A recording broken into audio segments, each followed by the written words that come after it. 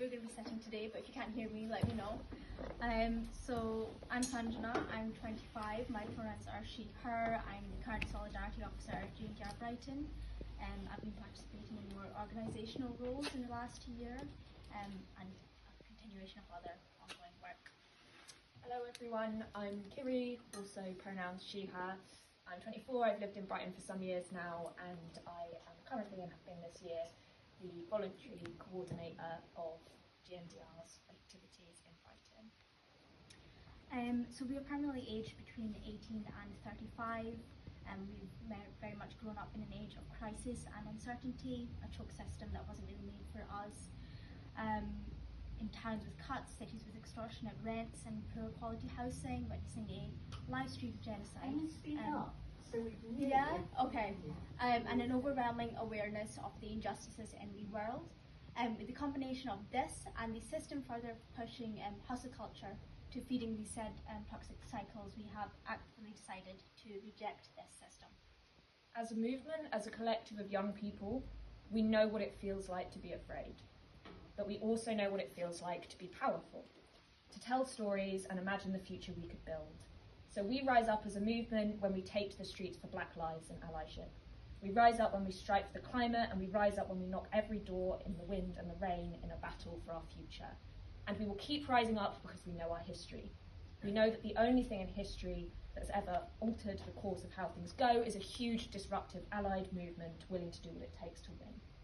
Perfect. So to date, at GNDR, disruption mainly looks like confrontations of politicians in person, and whether it be about the Rwanda plan, to the backing out of the Green New Deal, to the Black Lives Matter movement, to the Free Palestine movement, to more recently as well the endorsing of specific candidates cross-party that back the Green New Deal and common sense politics, and campaigning for those candidates.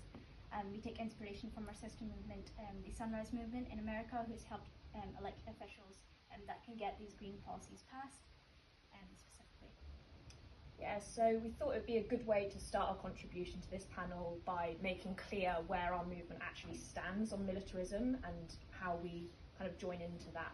I think the most helpful way to do that is to take a look at one of our movement principles, and these movement principles are freely available online. If you search up Green New Deal Rising, you can see what we're all about.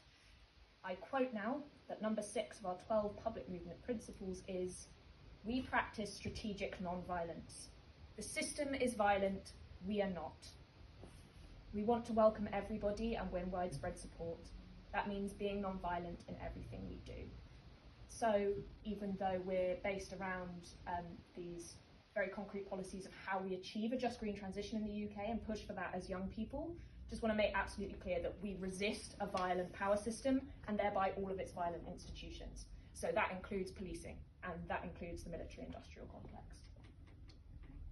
So previous speakers have explained beautifully how the military contributes to the climate change, which leaves room for emphasis for what we want to say in this space. While we don't disregard emphasising the war machinery, our movement approaches the genocide in Gaza primarily as a human justice issue, and that is what we all need to remember in discussions such as these. We are organising to bring we're organising to build, not fall down. We're organising to build a movement that is fair and green. The green does not come above the fair. In the spirit of focusing on the unfair impact on human life, we'd love to talk about the recent floods in Spain and the rolling out of the military in regards to dealing with that. Yeah, I thought this might just introduce something that might not otherwise be looked at. So I was literally sitting in a chip shop in Brighton a couple of weeks ago, and this quite apocalyptic news story came on about the recent floods in Valencia in Spain. Obviously our generation has grown up with these kind of news stories, and we know that we are going to continue to hear more of them, and they're going to be worse. That is the reality of the situation that we're in. But what struck me about this particular broadcast was that the newscaster emphasised how the military had been rolled out as a first aid response to help people in Valencia. And that made me wonder, okay, how many other nation states is this going to be the case for as we go further down the path of climate degradation, right? Because we know that currently systems are not set up properly to be rooted in community preparedness to respond to climate disaster. So instead of having a proper system set up where we have climate emergency response systems and adaptation protocols that are rooted in community preparedness and our peaceful public services that are relevant to such instances, like emergency response teams, like public health services, like perhaps adapting some of the roles in our fire services to help cope with these kind of things. We're rolling out the military instead. And I worry about that, okay? So like I worry about the role of the military in a world of climate upheaval and how they're gonna exploit that with the power that they already have, because we know that they will. Like, we know what they're for, ultimately. They are there to kill people, and they're there to defend empire. That's why they're invented. And so we know who they serve as a result. In a bit of a shift of tone, because it's really important that while we look at how severe stuff is, we also look concretely at how we build the alternative, particularly in this room as we're all kind of mobilised and activated already. I just want to hand to Sanjana to explain in some depth, but we think we need that, about how crucial intersectionality and coalition building are to moving forward with this.